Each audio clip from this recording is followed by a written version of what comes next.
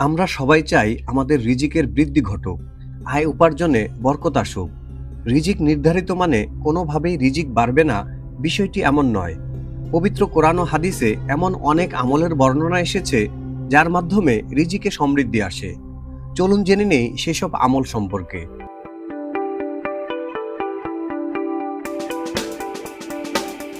১. তওবা ইস্তেগফার করা। তওবা ইস্তেগফার বা ক্ষমা প্রার্থনার মাধ্যমে বান্দার রিজিক বাড়ে।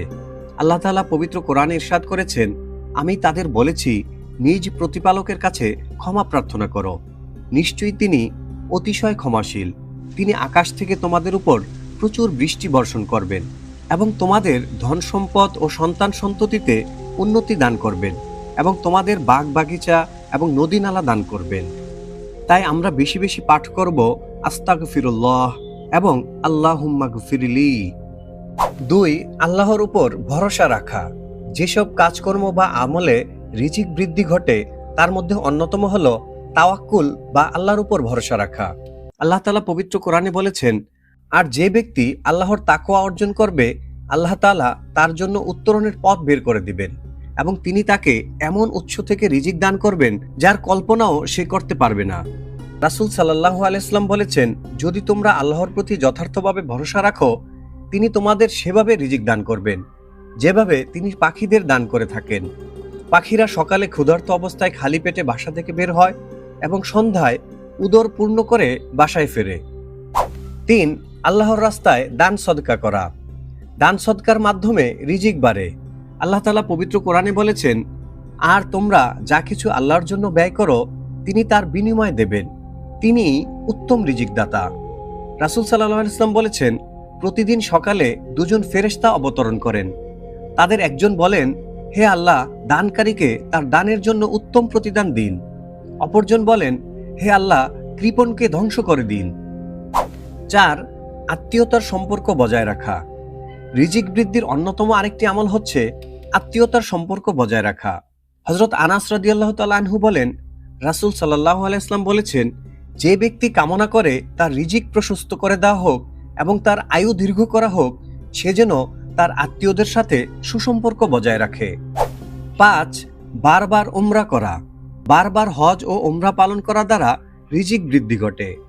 রাসূল সাল্লাল্লাহু আলাইহি ওয়াসাল্লাম বলেছেন, তোমরা লাগাতার হজ ও উমরা পালন করতে থাকো, কারণ এর দ্বারা এমনভাবে অভাব ও গুনাহ দূরীভূত হয় যেমনভাবে কামারের হাপড় লোহা ও সোনারূপার ময়লা দূর করে দেয়। ৬. বিয়ে করা। মহান আল্লাহ বলেন, তোমাদের মধ্যে যারা অবিবাহিত এবং তোমাদের দাস দাসীদের মধ্যে যারা সৎকর্মপরায়ণ তাদের বিয়ে করিয়ে দাও। তারা যদি নিঃস্ব হয় আল্লাহ তাআলা নিজ অনুগ্রহে তাদের সচ্ছল করে দেবেন, কারণ আল্লাহ তাআলা প্রাচুর্যময় এবং সর্বজ্ঞ। নবীজি সাল্লাল্লাহু আলাইহি ওয়াসাল্লাম বলেছেন, ৩ শ্রেণীর মানুষের সাহায্য করাকে আল্লাহ তাআলা নিজ দায়িত্ব হিসেবে নির্ধারণ করেছেন।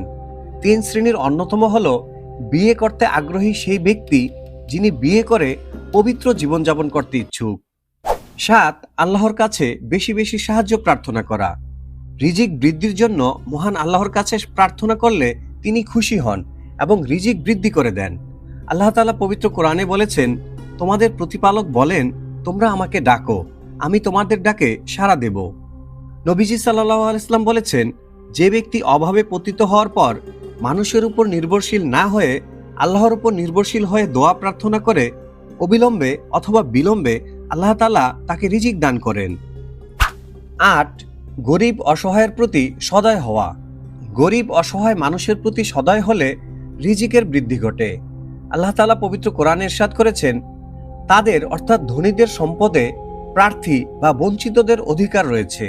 নবীজি সাল্লাল্লাহু আলাইহি ওয়াসাল্লাম বলেছেন, তোমাদের মধ্যে থাকা দুর্বলদের কারণেই তোমাদের সাহায্য করা হয় এবং রিজিক প্রদান করা হয়। ৯. সময় মতো নামাজ আদায় এবং ইবাদতের জন্য নিজেকে ব্যস্ত রাখা। সময় মতো দৈনিক ৫ ওয়াক্ত নামাজ আদায় করলে এবং আল্লাহ তাআলার ইবাদত পালনে নিজেকে ব্যস্ত রাখলে রিজিক বৃদ্ধি ঘটে। নবীজি সাল্লাল্লাহু আলাইহি ওয়াসাল্লাম বলেছেন, আল্লাহ তাআলা বলেন, হে আদম সন্তান, আমার ইবাদতের জন্য তুমি তোমার অন্তরকে খালি করো, আমি তোমার অন্তরকে অভাব মুক্ত হিসেবে পরিপূর্ণ করে দিব এবং তোমার দারিদ্র্যের পথ দূর করে দেব। আর যদি তা না করো আমি তোমার হাত দুনিয়ার ব্যস্ততায় পূর্ণ করে দেব এবং তোমার অভাব মেটাবো না। 10. শুকর আদায় বা কৃতজ্ঞতা প্রকাশ। আল্লাহ তাআলা যেসব নিয়ামত দান করেছেন তার শুকর আদায় করলে বা কৃতজ্ঞতা প্রকাশ করলে রিজিকের বৃদ্ধি ঘটে। আল্লাহ তাআলা পবিত্র কোরআনে ইরশাদ করেছেন, যদি তোমরা শুকর আদায় করো তবে আমি অবশ্যই তোমাদের নিয়ামতকে আরো বাড়িয়ে দিব, আর যদি তোমরা অকৃতজ্ঞ হও নিশ্চয়ই আমার আযাব বড় কঠিন। 11. রিজিক অর্জনের চেষ্টায় থাকা। আল্লাহ তাআলা পবিত্র কোরআনে বলেছেন, অতঃপর নামাজ সমাপ্ত হলে তোমরা পৃথিবীতে ছড়িয়ে পড়ো আর আল্লাহর অনুগ্রহ বা রিজিকের সন্ধান করো এবং আল্লাহকে অধিক পরিমাণে স্মরণ করো যাতে তোমরা সফল কাম হও। 12. যে কোনো কাজের শুরুতে বিসমিল্লাহ বলা। যে কোনো কাজ বিসমিল্লাহ বলে শুরু করতে হবে। নবীজি সাল্লাল্লাহু আলাইহি ওয়াসাল্লাম বলেছেন, যে কাজ বিসমিল্লাহ ছাড়া আরম্ভ করা হয় তাতে কোনো বরকত থাকে না। হে পরম করুণাময়, আপনি আমাদেরকে উপরোক্ত আমলগুলো করার তৌফিক দান করুন। আপনি আমাদের রিজিকের প্রশস্ততা দান করুন। দুনিয়া ও আখিরাতে কল্যাণ ও সাফল্য দান করুন।